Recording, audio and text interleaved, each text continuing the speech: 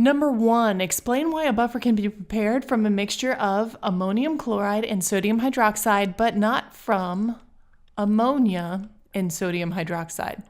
Well, what we're working with here is the buffer solution that is ammonia and water that reacts to form ammonium and hydroxide. When we have a mixture that is both ammonium and hydroxide, what we have is a base and an acid, and we can create a buffer from that. When we have the base, the hydroxide, and the ammonia, we can't form a buffer out of this solution because we don't have an acid. We have two bases.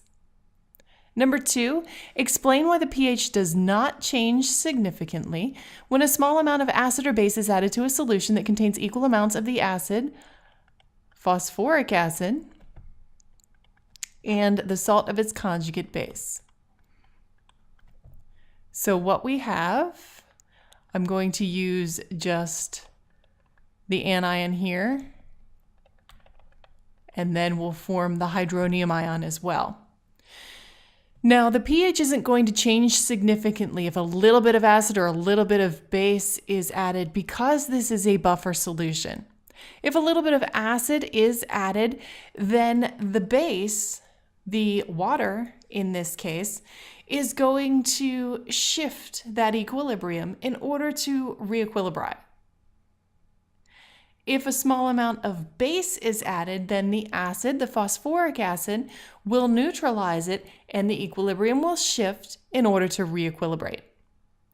Number 3, explain why the pH does not change significantly when a small amount of acid or base is added to a solution that contains equal amounts of the base, ammonia, and the salt of its conjugate acid, ammonium. So now we're looking at ammonia and ammonium.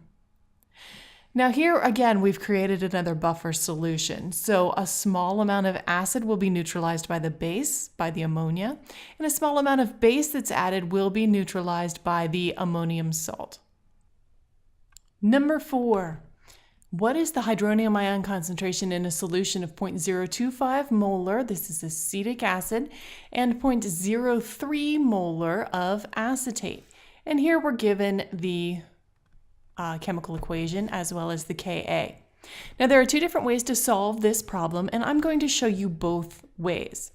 So let's start with the classic way. I'm going to write out my weak acid dissociation, and I'm just going to abbreviate here because I want you to see that the weak acid dissociation can be used for any acid. You don't have to know what the chemical formula is.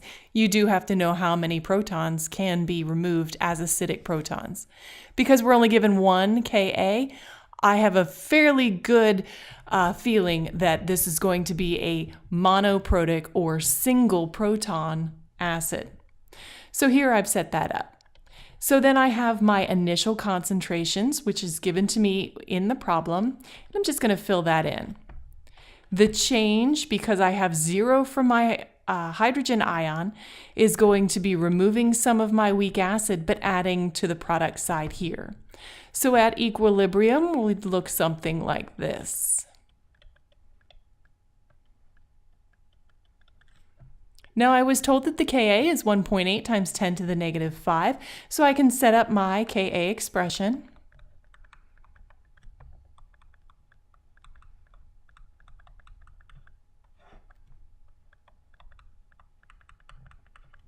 And then I can solve for x. Now we're getting pretty close to not being able to reduce this, not being able to simplify it.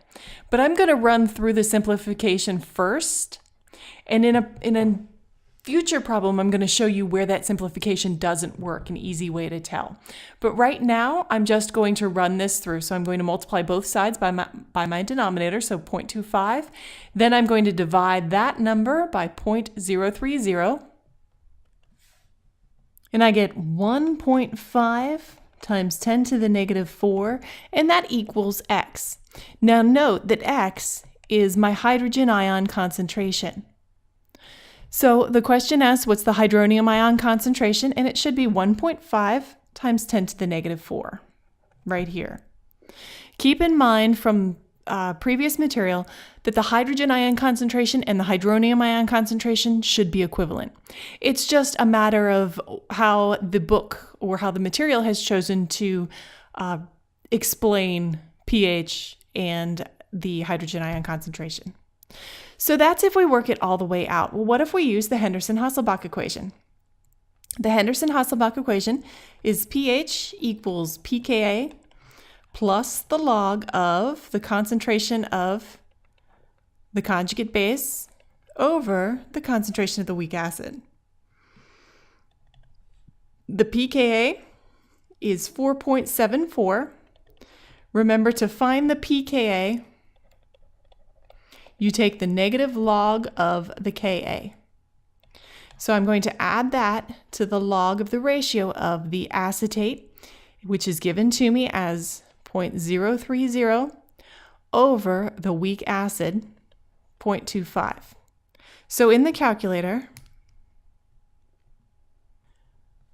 I get a pH of 3.82. Now that's a rounded pH. I'm just going to leave the pH I have in my calculator in my calculator. Then I'm going to take the inverse log of the negative of the answer that I just got. So the negative pH. And I get a hydrogen ion concentration of 1.52 times 10 to the negative 4. So you see, regardless of which method you chose, you should end up with approximately the same answer.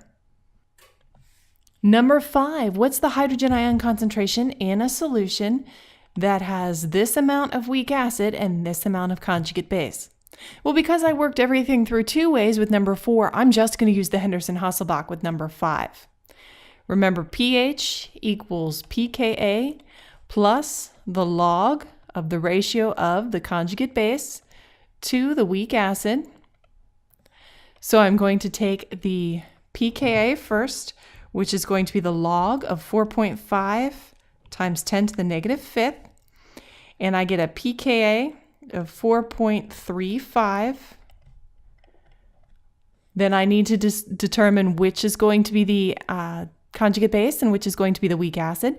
So the conjugate base is going to be the one that is the salt, so typically the one with a carrier cation. So my 0.030 is my conjugate base, and then I have my weak acid, 0.075. So I put all of that in my calculator, and I get a pH of 3.95.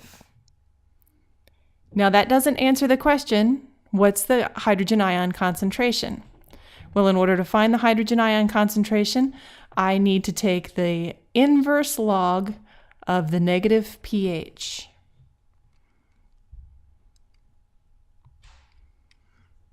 And I get 1.12 times 10 to the negative 4, capital M molarity.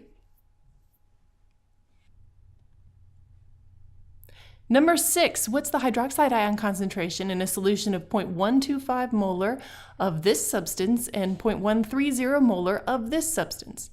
Now, you aren't expected to actually know what these substances are. If you remember back from Chem 1, you should be able to name them, but if you can't remember, that should be okay too. The important part for this module is to be able to pick out what's an acid and what's a base. What's the conjugate acid, what's the conjugate base. So what we have here, we're given a Kb. Because we're given a Kb, that tells me that this first substance here is going to be a base, and this substance is going to be its conjugate acid. You see how there's one more H here than there is here. So this is the conjugate acid. This is the base. So that means I must have some sort of analog here where I have hydroxide ions. So you can see from the equation that was given, they've simply stripped off the counter ion here. So if I can ignore this chlorine, then you can see where the charges come in. And it might be a little easier for you to see base in conjugate acid. So if I go through with the bases, and my base has a concentration of 0.125, whereas my conjugate acid is 0.130, then I can use the Kb value. This is 0. I'm going to remove x. I'm going to add x to each of these. So my equilibrium expression becomes 4.4 times 10 to the negative 4 is equal to this.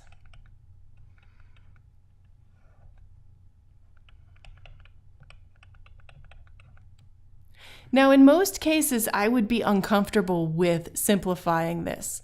But if I need to run through to see if I can simplify, I'm going to work it through and see if I can come up with something that's reasonable. So here, I'm going to take my 4.4 times 10 to the negative 4, multiply it by 0.125. Then I'm going to divide that by 0.13 in order to get my x of 4.23 times 10 to the negative 4. Now that seems like a reasonable number compared to the concentrations that I started with, so I'm going to run with this. Now this x value is the concentration of my hydroxide ion. The question asked for that concentration, the concentration of the hydroxide ion, so I should be done. Number 7, what's the hydroxide ion concentration in a solution of 1.25 molar of ammonia and 0.78 molar of ammonium nitrate with the Kb value provided here? I'm going to set up that Kb expression, so I have no OH yet. I'm going to subtract here. I'm going to add some value x here and here. So now I can set up my Kb value to look like this.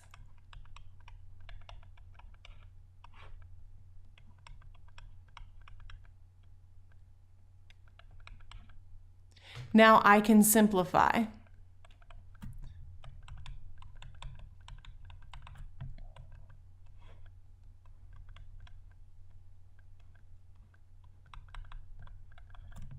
And solve for x and get an x value of 3.0 times 10 to the negative 5th. And that x value is my hydroxide ion concentration.